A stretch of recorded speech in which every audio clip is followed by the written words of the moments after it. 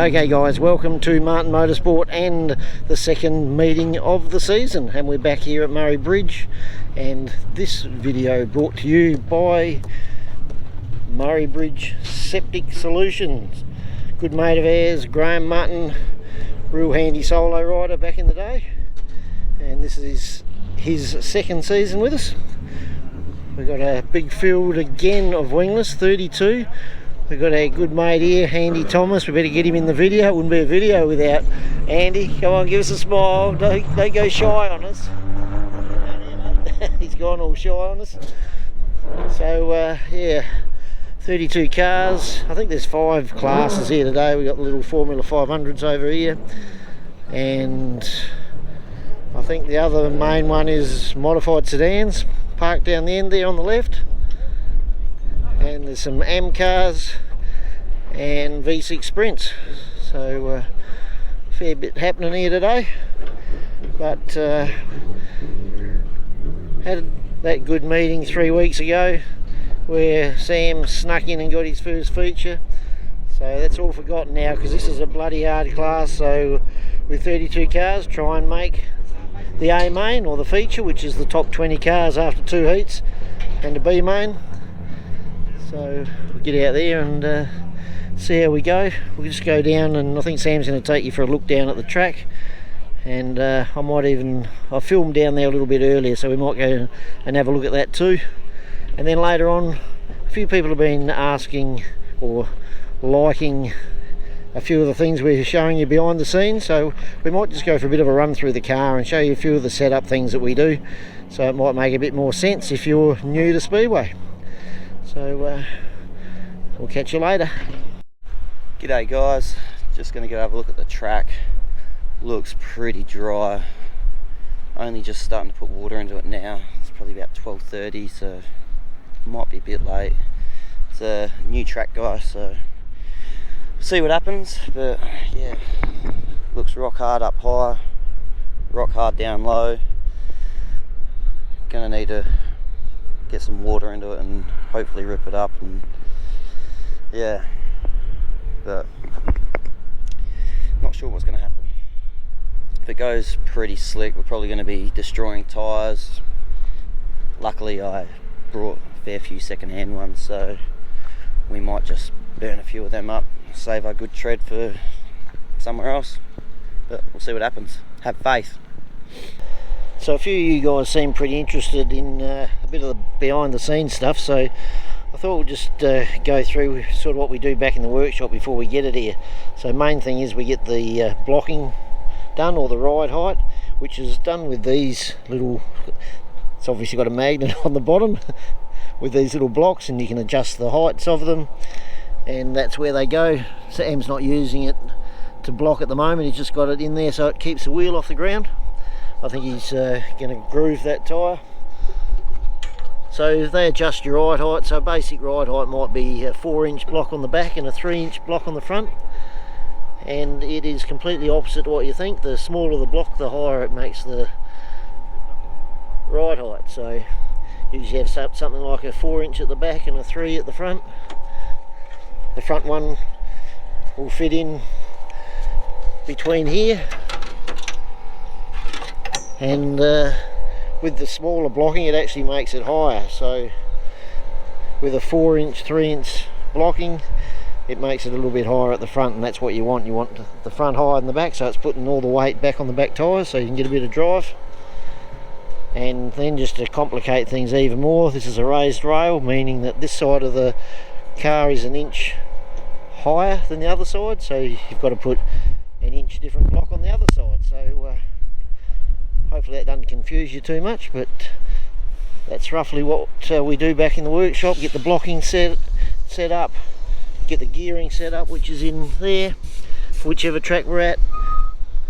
And with that ride height, if you happen to get a really slick track, you can just wind the adjusters in here. So this is the adjuster for the other side, so these are all torsion arms, and you get a real slick track, you want to raise the front so you can get more drive out the back, and you just undo the lock nut and wind that in, say a turn or 2 turns, and that'll raise ride height at the front and give a bit more drive at the back. But it's a fine line between getting it just right and not having enough drive, or making the car too tight and it not turning.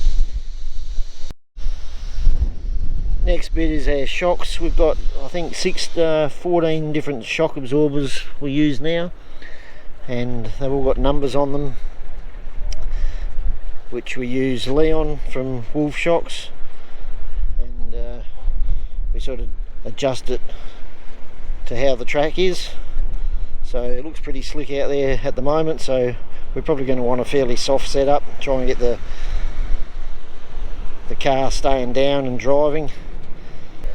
Next thing, which is pretty important, is the wheel spacing. So wheel spacing, we get the tape measure out, we measure from there to the middle of the tyre, and that will usually run between 17 inches out to 20 inches, depending on the driver and how they like it.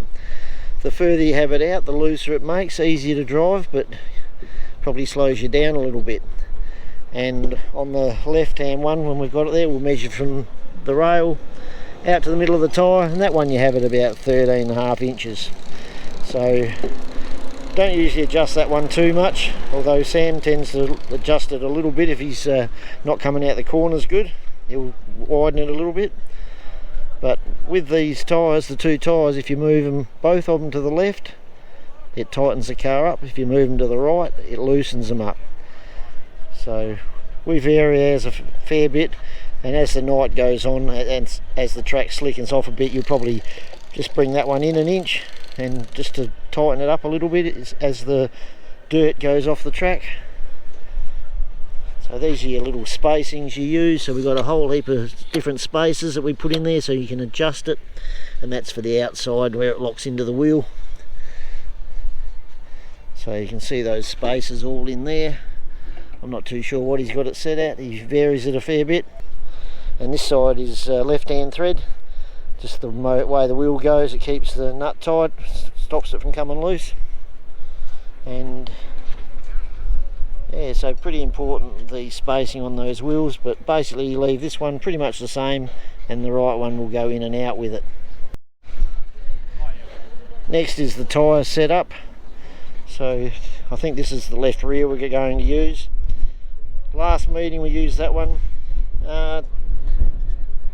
When he won last meeting, I think there's a few people thought he had brand new tyres on, which he didn't. He had the same two tyres that he used at Horsham at the end of last season. They were brand new at Horsham, so they'd had 2 heats and a feature at Horsham, and then obviously the last meeting here 2 heats and then the feature. But if you look closely here, you can see where we use the siper. So the siper puts these really fine grooves in there and just helps you get a little bit more tyre on the surface. And I don't think he's grooved this one, but I'll just go and show you the siper now. So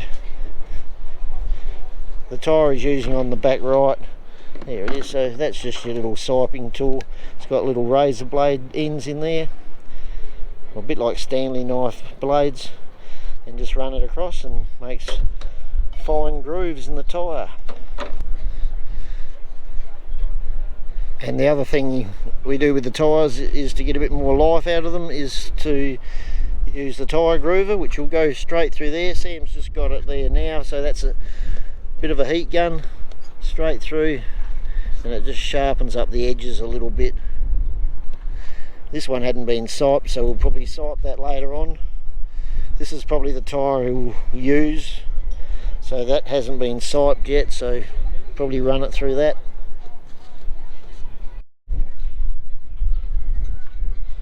So tyre pressures also play a fair bit. Front left we probably have about 10 pound, 12 in the front right.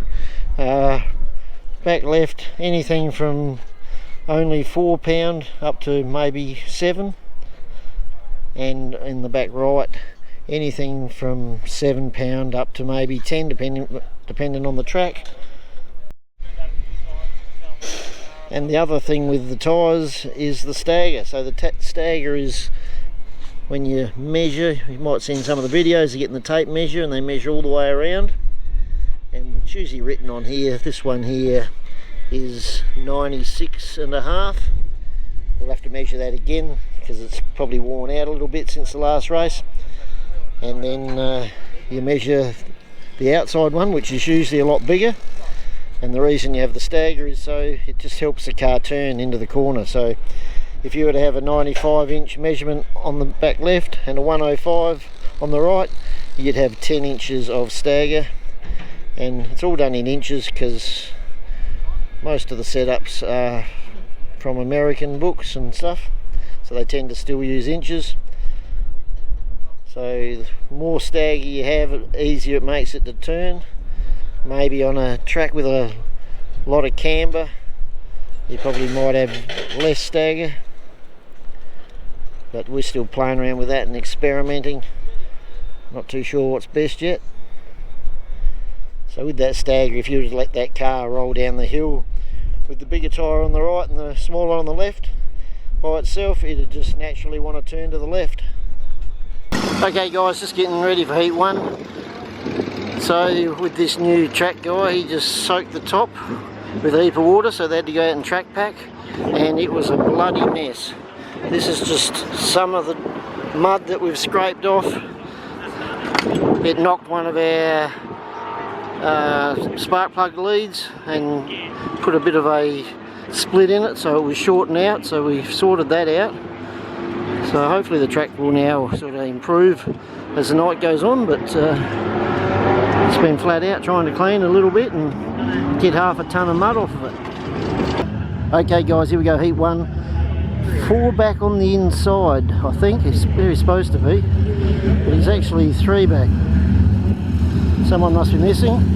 So pretty hard heat. He's got Tyson Martin right behind him, South Australia #1. So I'm expecting Tyson to dive up him.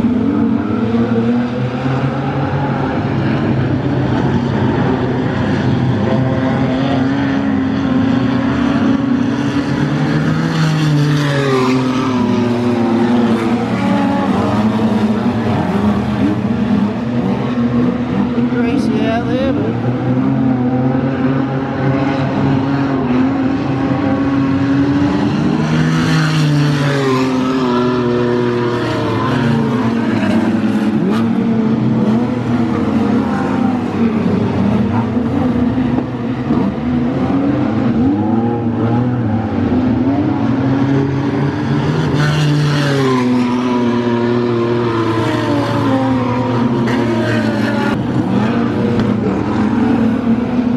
only running on about 5 cylinders, so he's having a bit of trouble there.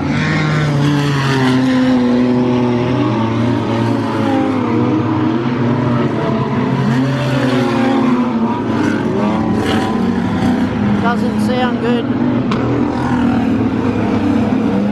Okay guys, been flat out. Had another miss. It was that same spark plug lead that we taped up. Mud got it again and it was shorting out, so we've replaced the whole lead, which is probably what we should have done at the start. But came in 5th, so at least he finished it.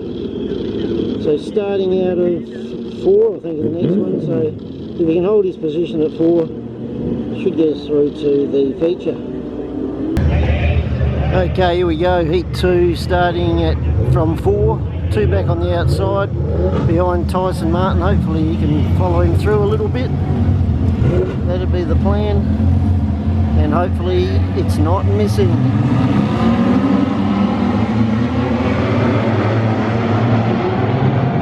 Pretty good start. Sit in behind Tyson, it'll be good.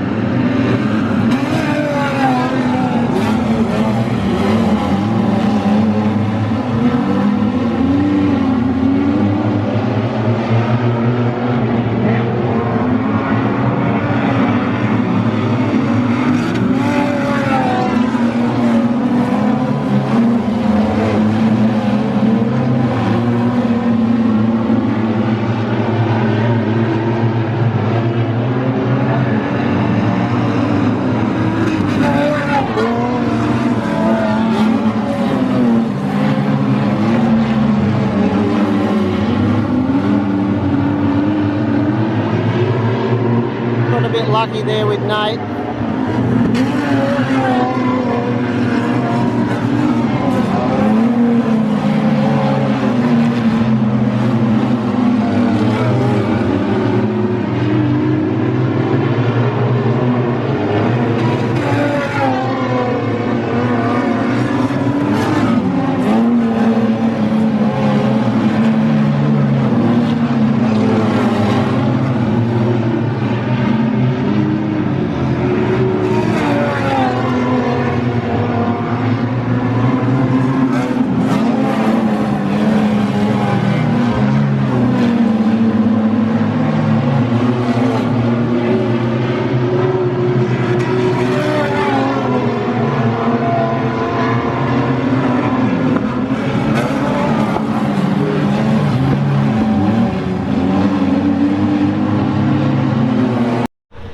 G'day guys, it's just an update, bit of a rough night. Dad's probably told you everything. Obviously the spark plug captained the first one, and they're bloody moving through the heat so quick tonight, so I haven't really had much time to bloody do anything, just mainly getting the mud off the car.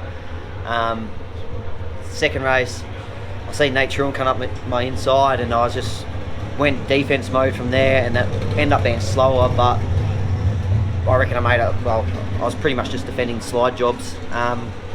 I think the way I got the car set up, I've just got to sort of run that high line. It hasn't really come in yet, watching the B main. I don't know if it's going to. The track's actually not too bad. It's just pretty even all over. Real slippery down the back straight and turn 2. But yeah, just trust the car, I suppose. We had it going pretty good on the high line, even though it's a different surface, but had it going good on the high line last time. So starting P8, if we go backwards, we go backwards. Not going to wake up tomorrow wondering, so we'll give it a crack and see what it does. Jack McCarthy, another driver, I think was in the B main opening night, so he's up towards the front here as well. And what about Jason Bolitho? Big run from him tonight to be on the front row alongside the South Aussie champ. Anthony Tapley's been fast as well.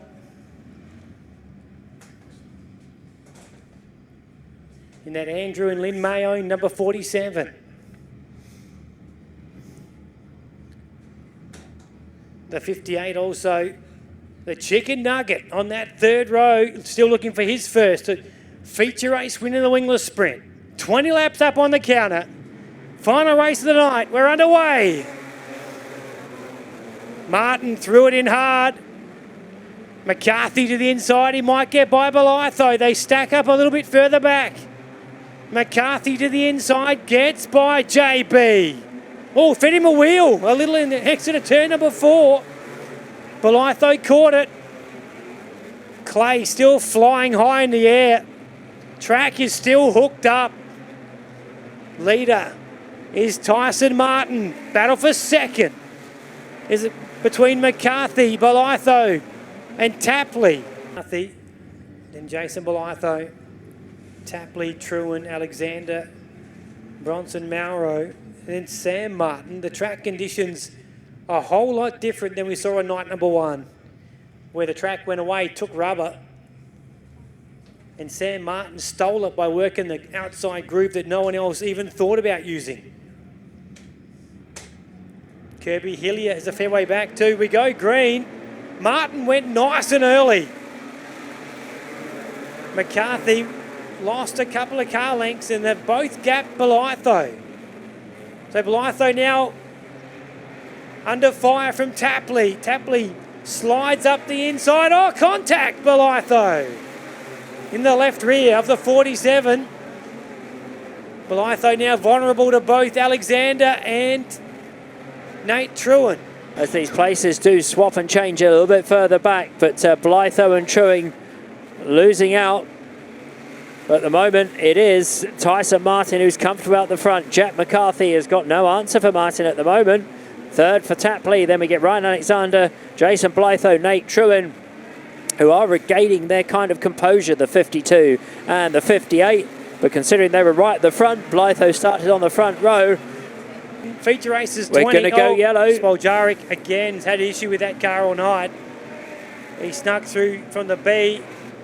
The caution light is going to have to come on for Spike. He's not going to get off the racetrack. Oh, Sam Martin was very close to him.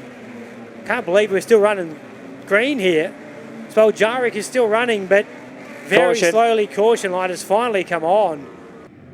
The opportunity he had tonight. He'll be back. No doubt about that, the 58. As we're back under green, this time by with 7 remaining. Tyson Martin, can he hold on? Jack McCarthy and Ryan Alexander. Rhino looking extremely good right now in that 36. Looks to the outside now of Jack McCarthy as Alexander's starting to wind up that triple X down the back straight into turn number 3 and 4. Rhino working the high groove. I think McCarthy knows he's there now. He just got the car a little sideways, used up a little extra of turn number 4 than he had previously.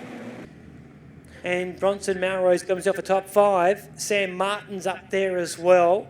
Of course, Sam Martin, last meeting here last month for the Wingless Sprints. The feature was won on the very last corner. Are we going to see that tonight? Now, a few laps ago, I would have said, no, I don't think so. But I still think Martin can hang on. I think he can. I think he can cover because him holding that pace. The fastest car is 3rd right now. He's got to get past both of them. So here we go, restart. 4 laps to go down the back straight, and Tyson Martin has made a beauty. He's got the pace back. Yeah, he's got the pace back. He's got to make a great start. Oh, McCarthy runs high. So Alexander now up to 2nd. What can Ryan do? He has 3 laps, but unfortunately, Tyson Martin, in his sake, got a good start, and he's not going to be able to run him down. Yeah, Tyson Martin has got the pace back in that car. It's not what it was at the start of this race, but it's good enough with 2 from home. Because Ryan Alexander has not only got to catch him, he's got to pass him. And in a lap and a half, that is not going to happen. Yep, and just like Martin's car's come back, Jack McCarthy's car has gone away. 1 lap to go. Big crash. I think that's Sam Martin in the 60. No, it's not Sam Martin. It's Jason Blythe. Jason Blythe, yes. Yep. It's Blythe. Both white cars. Our spotter up here, Austin, picked it for us beautifully. Picked that one beautifully. I've watched him race enough here at Murray Bridge. Underway. 2 laps to decide tonight's feature, and Tyson Martin once again has made a beautiful restart and will lead them down the back straight into turn number 3 and 4. This time by, yellow flag is out again. Yellow. So Martin once again slowly, he's going later. He goes later this time. Alexander was held back, and this time he's dropped it by about 2 or 3 car lengths. Martin away. Alexander to the outside. Jack McCarthy looked to the inside there. In turn number 2, almost a caution at the back of the field again. Will we get the white flag this time? We do. 1 to go for Tyson Martin. I think he's got it this time. Down the back straightaway, down the river side of the speedway, through turn number 3 and 4. He led it from go to woe. He's a South Aussie champion. Tyson Martin wins at 2nd. We'll go to Ryan Alexander. 3rd to Jack McCarthy. 4th to Bronson Melrose. And then Matthew Tyler gets himself a top 5 in the 14 in the end. It's a good run also for Matty Tyler. Top 5. Sam Martin backs up his round 1 victory with a 6th place result in round number 2 of the track championship. Okay guys, well, very, very happy with that. Started 8th, finished 6th. Got a little bit of luck, a couple of guys getting flat tyres and things in front of him, but he was definitely going to be in the top 10. I felt like I had bad luck because every time I thought I got a good run, something happened in front of me. Yeah, just there's that run up around the top there when it looks like you're going to get them both, and then there was a Spike was up there. Spike was lucky I down. seen him when I did, otherwise I might have gone straight into him. And then the one on this corner when they come together, and just seemed to be in the wrong spot all the time. No, at least I wasn't in the wall, so well, I did hit the wall. I should be pretty happy with that. Hello, Susie. Better get you in the camera. So, yep, good night. And the best thing, guys, she's still in one piece. And it was completely different track to what we've been on, especially the last meeting here. It was greasy all the way through, mud at the start. And we had to fiddle around with the setup, but I think we got a little bit better at the end. So Sam's got a nice mess to clean up tomorrow. And we got Tyson Martin up there who won. Well done, Tyson. Great drive. He was quick all night.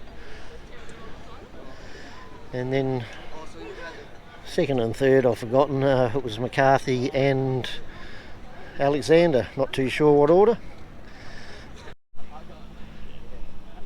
Okay guys, that's going to do this one. Everyone's nearly packed up and gone home. We've just finished. And good night overall. pretty happy. Anytime you can get a top 10 in a feature with this field is bloody brilliant. So we'll catch you guys in the next one, which will probably be Whyalla. I think it's in probably 2 weeks time, so we've got a bit of a drive to get up there, probably about 6 or 7 hours. Don't forget, like, subscribe, leave a comment, all that sort of stuff, and check out all the clay that's left over from that muddy track at the start. Probably got about 3 tonne of clay they can scoop up and put back on the track. Okay, that's it. See ya. One last thing, I just want to plug Brumfield Racing New Generation on Facebook. Darren Brumfield and his son Henry. Darren works at the local tyre shed here, Smedley Tyre Service, who sponsor both of us. Darren races street stocks, Henry races junior sedans. Neither of them were racing Saturday night, and they were in the pits, and Henry come over and gave me a bit of a hand, so thanks mate. So check out their Facebook page. I think Andy Thomas has got a YouTube channel, Andy TV or something. Tried watching it once, but it was a bit of a drag. So yeah, to be honest, I wouldn't bother. You can subscribe if you want, but yeah, it's a bit painful. I think he's got a Facebook page, Andy Thomas 95, and that's just as bad. So I wouldn't bother following that either. So, but who knows? It's up to you. Each their own. Give it a go. All right, catch us, guys.